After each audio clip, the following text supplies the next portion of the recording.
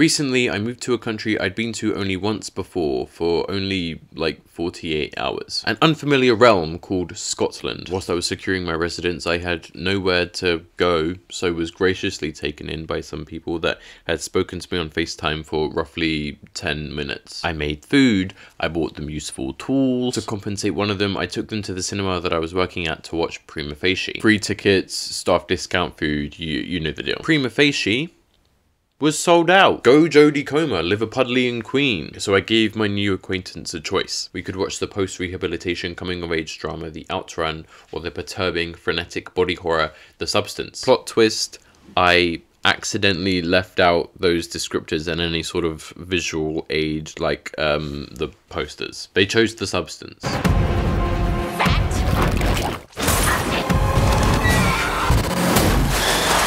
They were mortified. I think they cried, even though I apologized profusely. I don't believe they're going to look at me the same. That's exaggerative. They seem quite astute. But how do I emotively refund them? Video essay. Part 1, Elizabeth, the substance, the gaze, the preliminary phase. Spoilers for this video. No spoilers for The Substance. I will synopsize The Substance, but I'm only really going to be talking about one frame that happens during the second act. There's no human gore in it, but there is turkey gore. So if you're a vegetarian or vegan, I trust you to be a big girl and engage with it critically without shriveling into a ball of subjective despair. It is a crucial frame, though, in a crucial scene that's microcosmic of its brutal themes. To analyze its composition, we're going to talk symbolism and semiotics, with aid from other pieces of art that this frame in particular is subverting. 10 years ago, Kohli Fargiat directed the short film Reality Plus. It's like a Black Mirror episode if it was actually written well. The story goes, there is a chip that you can insert into the back of your neck. Everyone using the Reality Plus chip will perceive your physical appearance in a way that you can customize. There's a caveat though. The chip only works for half of each day. Unsurprisingly, most people choose to look like underwear models. A Wired review from 2018 questioned the potential depth for this concept, writing that being a short film, it doesn't have the time to answer the questions posed about the chip's diegetic mechanics and their symbolism. Symbolism. But hey, maybe Fargiat could make a full-length feature. And so, she did. The Substance employs this potential under the specific pretext of two questions posed by the article, with some mechanical changes. Instead of an implant, you take an injection. Only you need the injection to induce the desired effect. The 12 hours becomes 7 days before you body swap back, and you don't get to choose what to look like, but you still get to look like an underwear model. Lastly, in order to assume the new physical body, you must physically birth it via a spinal cesarean. That's where the gore comes in. Yum! A conflict is introduced when our protagonist's old lady TV show host self, Elizabeth, realizes her flashy, bratty, beautiful younger self, Sue, is not adhering to the 7 days each rule. From the plot and casting of this film only, you can probably understand that The Substance is an exploration of money-guided, male-decided, physique-centric beauty standards. Demi Moore's character literally looks incredible, but she's leaving the age range straight men find desirable, and that women want to shape themselves into so that they may succeed economically, sexually, and romantically. Amy March and John Berger would argue that those three facets are inherently intertwined. Because they are. Men have a very carnal appreciation of the subject they're sexually attracted to, and they should go to therapy for it. Maybe we should create a safer environment that socializes us as humans and not as velociraptors. Maybe we should restructure our economic conditions so they aren't predicated on obsessive constant growth. These two problems perpetuate one another. The free market doesn't let thrive the institutions and ideas that suit us best. It lets thrive what suits the free market best. The body as commodity is a relevant example. Elizabeth Sparkle's 50-year-old body simply isn't pulling in the views anymore, so she gets fired from her own show. As Sue, the TV execs love her, or rather, they love the increasing viewership and profits the show receives from a gazing audience. One of the most prominent ways that we've conceptualized bodily objectification in visual communications is through something called the male gaze. In her seminal essay, Visual Pleasure and Narrative Cinema, British film theorist Laura Mulvey introduced it as such. Instinct as the erotic basis for pleasure in looking at another person as object. Women are simultaneously looked at and displayed, with their appearance points coded for strong visual and erotic impact. The male gaze consists of a separation of the erotic identity of the subject from the object on the screen, and identification of the ego with the object on the screen through the spectator's fascination with and recognition of his like. The first is a function of sexual instincts, the second of ego libido. This dichotomy was crucial for Freud. Crucial for who? Hot take. I don't like some of this essay. Bear with me here. It's 1975. Of course, Mulvey's conception of the woman was essentialistic. Authors like Bell Hooks and Wark, as co-signed by Mertzworth, have noted the gaze's hunger for specifically white and cisgender bodies, respectively. We may also notice this in our gazed upon women. There are other intersections of identity that I'm sure have been examined similarly. And for a journal article, Mulvey didn't really have the space to cover everything herself. But also, why does Mulvey mold the first half of her argument into metaphor in order for it to fit into the psychoanalytic framework? I get that genitalia is symbolic of the position in the power structure related to the gender that is commonly assigned to the haver of that genitalia. Why can't you just state that point within the material conditions, i.e. the gendered power structure? Why do you have to abstract it out into like a deeper meaning? A woman may view her son as an extension of herself that may be able to exist without the constraints of patriarchy. Is that not what she is saying? There are more accommodating, applicable frameworks in Mulvey's essay that we can employ without entirely departing from what we already find valuable in it. Albeit very briefly and without much theory, I have in the past described how indie animation and in the future queer music genres are subverting narrative and stylistic gazy tropes. But we're in the present. Let's use another well-established theory. How do we linguistically process the gaze, and how do we manifest or subvert it through our visual art? Part 2. Wait, meaning, art, and Roland Barthes. For the last 5 years, I thought Roland Barthes was two people. Roll and Barthes. They are not. He is in fact one guy, and his name is Roland. Audio's horrible in here. Let's go back. Linguistics is not only the science of language, but of communication more broadly. Gestures, facial expressions, tone of voice, body language, clothing style, hell, colour, shape, etc. are all material qualities that we configure and to which we assign arbitrary meanings. Each variable is known as a sign, and French literary theorist Roland Barthes wrote a lot about them. A letter or word is one conceivable example of a linguistic sign. Semiotics is the focus study of, most of the time, non-linguistic signs. A fundamental semiotic theory that I'm sure you're aware of is Ferdinand de Saussure's dyadic model. Signifier refers to those aforementioned material qualities, and signified is that assigned meaning. A sign contains both. Barthes' work is among several canonical expansions on Saussure's model. There is a lot to his semiotics, but Mulvey specifically draws on signification a la Saussure, as well as connotation and myth. To analyze our film frame, let's unpack what those words mean. You probably know that denotation is the surface level literal reception of an object, and a connotation involves the object's associated qualities and values. If you see a sign that denotes a tree or a mountain, whether it is a word or a visual depiction or the thing itself, you think of your conception of what a tree and a mountain is. Your brain brings to the front of your mind denotative characteristics and associated meanings. Not only is a tree a tall plant consisting of a wooden trunk that bears branches and sometimes leaves, and not only is a mountain a steep elevation in the Earth's surface usually formed via tectonic activity, they're both also natural, old, fortified, a biome, a resource. So these qualities connote related meanings. A tree's age serves its fantastical symbolism of wisdom. A mountain's ruggedness connotes danger or power. The thing with signs, especially images, is their elasticity in meaning. Textual accompaniments to an image, for example, can access different connotations within a sign's polysemy. Imagine a picture of a mountain panorama through which winds a highway with a lone car. If the caption of this picture reads Switzerland, I may instantly sort the picture's codes as a tourist promotion. If one visits Switzerland, one can move on the highways among the amazing scenery.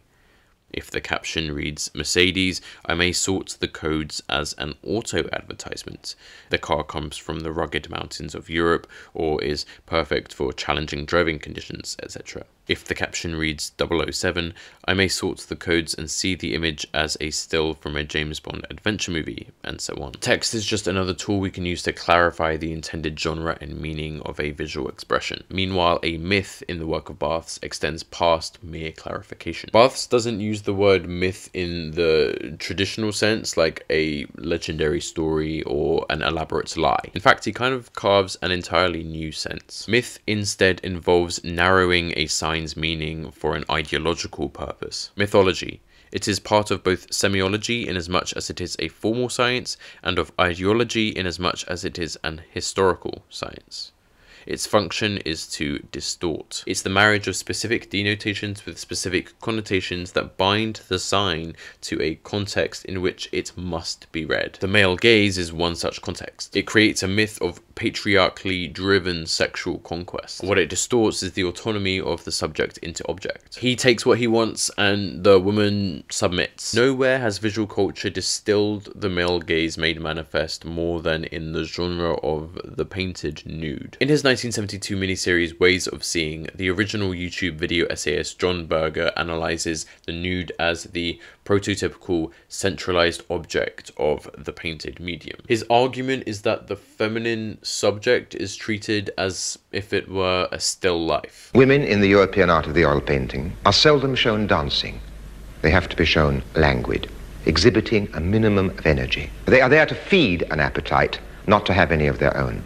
The appetite was theoretically gargantuan. He also brought in some women off the street to hear their opinions. He understood the irony of making an assertion about mythologizing women's bodies as a guy. It only feels right to include them. Berger's anonymous guests agreed with him. Nearly all the paintings you have shown are what is called idealized, and therefore they are, to me, very unreal in connection with any deep down image that I might have of myself, and in connection with any deep down pleasure that I might have in looking at another female body. She was told that she was never to touch her own breasts, to entirely close her mouth, or to put her legs together.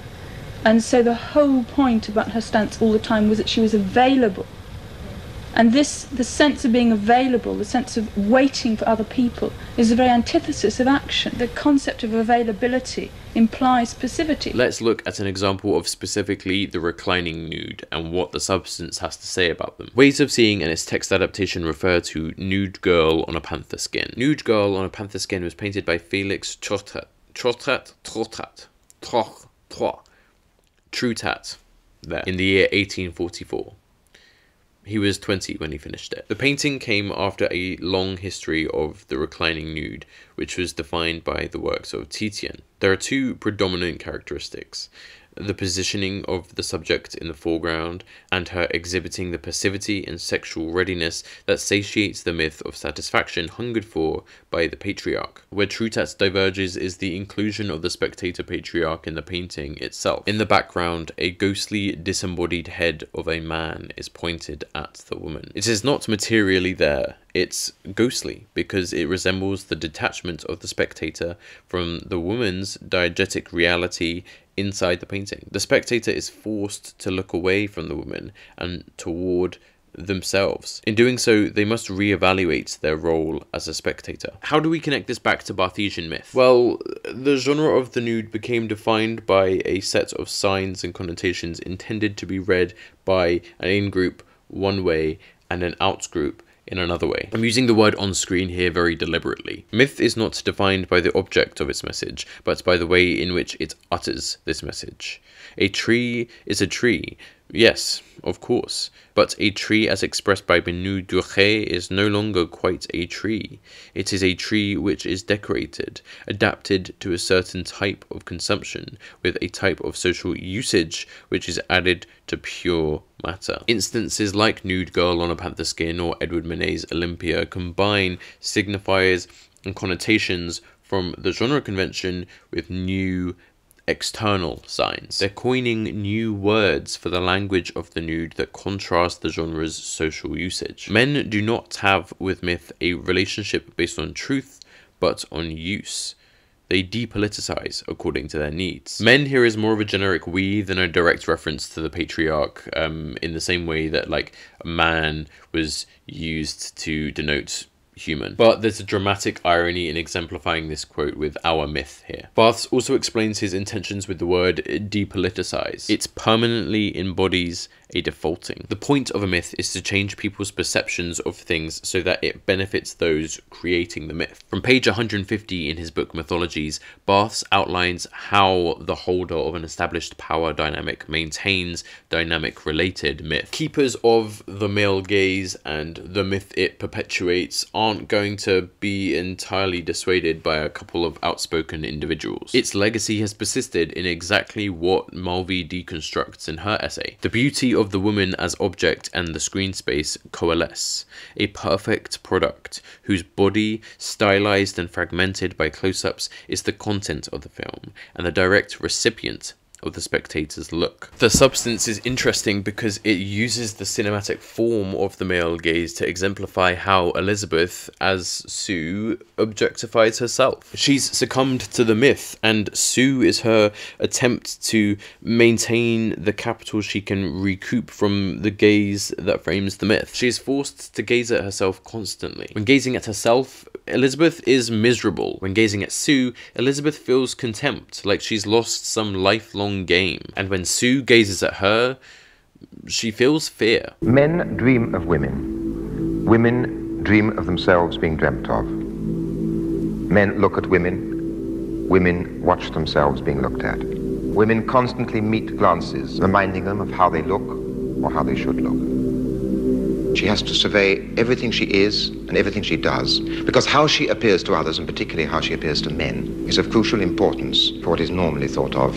as the success of her life. In the second act, a billboard is erected directly facing Elizabeth's condo. It displays Sue, the sexy, younger self Elizabeth has been swapping bodies with every other week, or at least was meant to be. Part of Elizabeth's contempt derives from Sue not following the 1 week on, 1 week off rule, which is taking a physical toll on the body that Sue is leeching off of.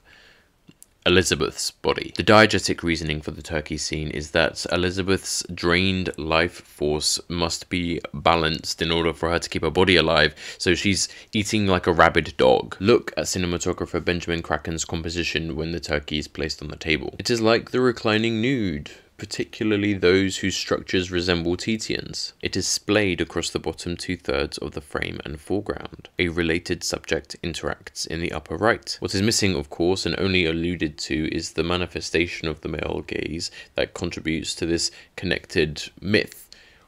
The nude itself. Historic subversions of the reclining nude used new signs to interact with existing ones, like the introduction of the spectral spectator patriarch in Trutat's painting. In the substance, Kraken and Fargiat substitute the core signifier of the nude for something else, but their interpretation of the signified remains the same. They liken the objectified to fleshy food, something that once had a life and is now a carcass to consume. Visually, they express what Barthes has to say about the function of myth and how we can apply it to the male gaze. What the concept distorts is, of course, what is full, the meaning.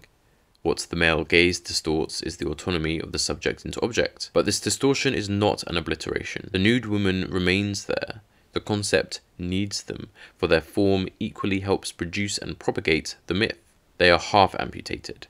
They are deprived of memory, not of existence. They are at once stubborn, silently rooted there, and garrulous, a speech wholly at the service of the concept. The concept literally deforms, but does not abolish the meaning. The painted nude contains the denotative, well-known anatomical meaning of the body, but this is superseded by the meaning this myth intends it to have. The substance also compounds the presence of the myth with the billboard. Trutat brought attention to how the spectator patriarch gazes upon the subject. The substance substitutes again, aiming to convey a woman's constant self-observation. It connotes a self-policing and anxiety. She may be out of focus and relegated to the background, but the iconicity is repeated so often throughout the film and is so recognizable that she can't help but be noticed. This is where the substance truly differs from Trutat and prior reclining nudes. The nature of their mediums. What is an image? It's flexible. It's a mode of expression that can wholly encompass one medium and is an apparent grain of sand in another. Nevertheless, it is a meaningful grain of sand, as a medium like film relies on the sum of its parts. Like a textual caption or title, film's combination of multiple images grants new access to a frame's polysemy. Kuleshov effect in that. We can somewhat delimit a singular image from a film into its own kind of text, like we're doing here. But to do so, we kind of have to ignore the context of its intended purpose as part of a film. I find this kind of reductive. This frame is surrounded by frames either side of it, which are surrounded by shots either side of it, which are surrounded by scenes either side of them, which are surrounded by acts. In addition to inherent combination, there are other medium-specific methods that hammer home the symbolism of the turkey within this scene that a painting couldn't do at all, unless it became like a diptych or a polyptych or something. Kuleshov effect and that. Like, to remove the innards of the carcass, Elizabeth is shown aggressively moving her hand in and out of it. Elizabeth getting wrist deep in the turkey is intercut with shots of what she's watching on television. Sue, shots gazy on her show. Sometimes the substance is really obvious with its imagery, signification, symbolism of, and commentary on the particular myth I've detailed here. This frame, though, stood out to me the most. Its subtle similarity to the visual structure of the reclining nude shows how the substance builds on our understanding and criticism of it. Tell me what you think about this. Myth is to semiotics what pragmatics is to linguistics. If pragmatics is the founding of a context that influences meanings traded between the members of a particular in-group, then myth does the same but with non-linguistic signs. I think using barthes to identify and deconstruct the male gaze as a shared context between certain kinds of speakers is less abstract than Freud. There's an academic tendency to avoid Freud's metaphors when identifying meaning in things for a reason. A more direct conclusion and motivation, though, is I believe Fargiat is fully conscious of explicit semiotic analyses of the male gaze. Fragmentation is used consciously. Looking at oneself or looking at being looked at are common visual motifs. So often recalled are common genres across multiple visual media that have been poignantly analysed in semiotics. And what does Saussure and Barthes call the visualizable physical materials of a subject? They call it the substance of a sign.